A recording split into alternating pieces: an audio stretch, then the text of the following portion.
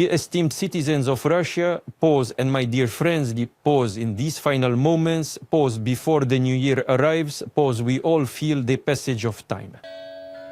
Pause, the future lies before us, pause, and what it will be, pause, largely depends on us.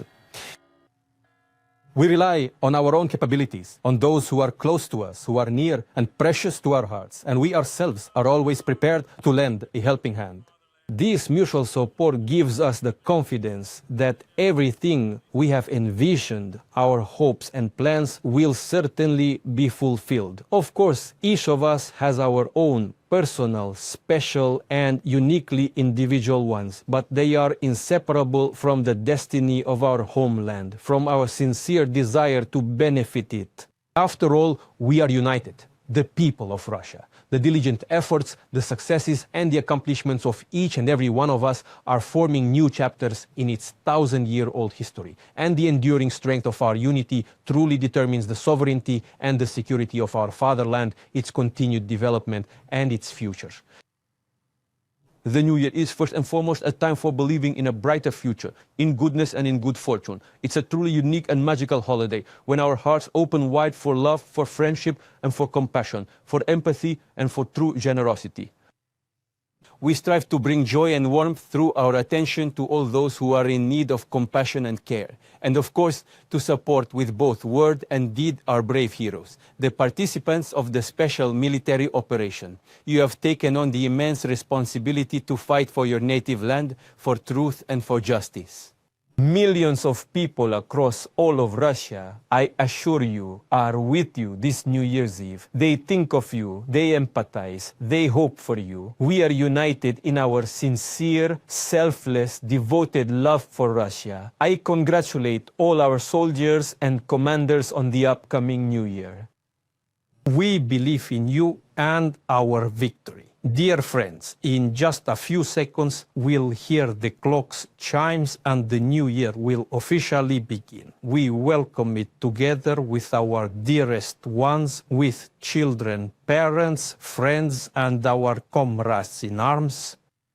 Even those who are far away from us right now, you are still very much present with us. I wish everyone good health and abundant happiness, deep mutual understanding and lasting prosperity. And of course, I wish you all the inspiring and uplifting power of love. May our traditions, our faith, and our cherished memories unite all generations, supporting us always and in every endeavor.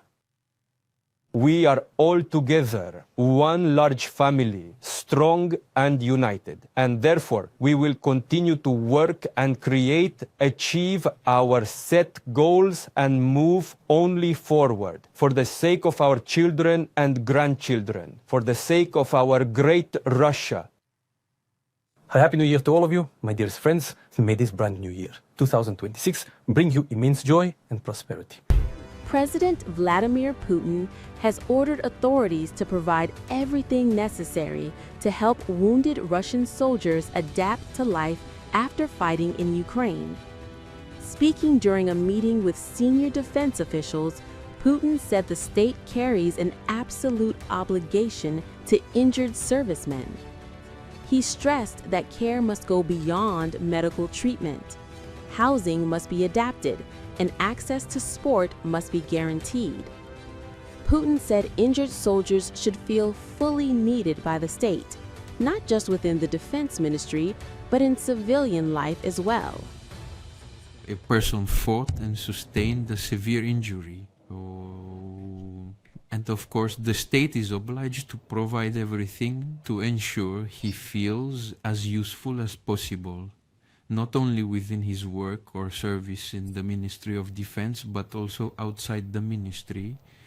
How much time will it take to fully engage in sports and for his living situation to be completely adapted to the condition he found himself in after his injury? This absolutely must be done. Earlier, President Putin claimed major December gains on the battlefield, praising the army for seizing more than 700 square kilometers of Ukrainian territory. The remarks came during a blunt end-of-year assessment of the war. During the night of December 28 to 29, 2025, the Kyiv regime launched a terrorist attack using 91 long-range unmanned aerial vehicles against the state residence of the President of the Russian Federation in the Novgorod region. Moscow is sounding the alarm as the war takes a chilling new turn. Russian officials claim an attempted strike reached dangerously close to the core of state power, targeting a residence linked to President Vladimir Putin. If confirmed, the allegation would shatter long-held red lines, sending shockwaves through Russia's security establishment and forcing the conflict into uncharted, perilous territory. According to Moscow, dozens of long-range drones were launched overnight toward the site in the Novgorod region, but Russian air defenses intercepted them all. Officials said there were no injuries and no damage. Still, the Kremlin treated the claim as significant. Lavrov described the alleged attack as an act of state terrorism and said Russia's military had already identified potential targets for a response. He warned that Moscow would review its negotiating position even as it continues to participate in talks aimed at ending the war.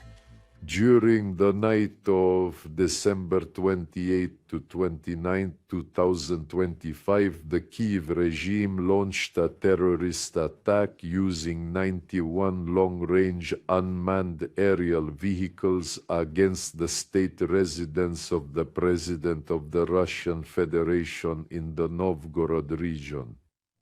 All unmanned aerial vehicles were destroyed by the air defense systems of the Russian Federation's armed forces. No information has been received regarding casualties or damage from UAV debris. We would like to draw your attention to the fact that this particular action was carried out during a period of intensive negotiations between Russia and the United States concerning the settlement of the Ukrainian conflict. We want to make it clear that such reckless and irresponsible actions will certainly not be left without a response. The specific targets for retaliatory strikes and the precise timing of their execution by the Russian armed forces have now been definitively determined.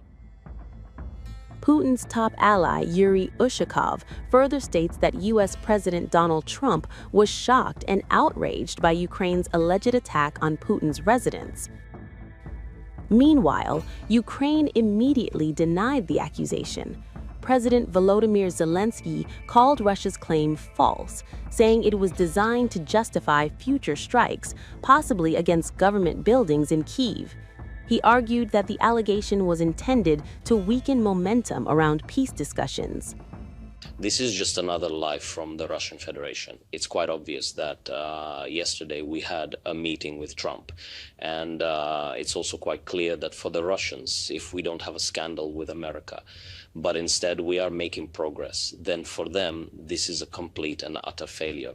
At this very moment, with their declaration that one of their residences was supposedly attacked, they are simply preparing, I believe, they are fundamentally setting the stage to carry out strikes, most probably targeting the capital city and most probably targeting government buildings. So everyone needs to be vigilant now. Absolutely everyone. An attack could be launched on the capital, especially since this individual, if one can even call them human, stated this, that they will be selecting appropriate targets, meaning they are threatening. There was no confirmation that President Putin was present at the residence, often referred to as Valdai, a site historically used by several Russian leaders. The timing is notable. The alleged drone incident followed President Zelensky's meeting with U.S. President Donald Trump in Florida, part of ongoing diplomatic efforts to find a path toward ending the war. Earlier on Monday, Russia's defense ministry reported intercepting 89 Ukrainian drones across the country, including a smaller number over the Novgorod region. Meanwhile, Putin ordered Russian forces to press ahead with efforts to take full control of southern Ukraine's Zaporizhzhia region as Russian troops reportedly advanced closer to its largest city. Drone incidents near high-profile Russian locations are not unprecedented. In May 2023, a drone struck the Kremlin, an event Russian officials described as an attempted attack on the president. Now, as accusations fly and negotiations continue, the gap between Moscow and Kyiv appears as wide as ever.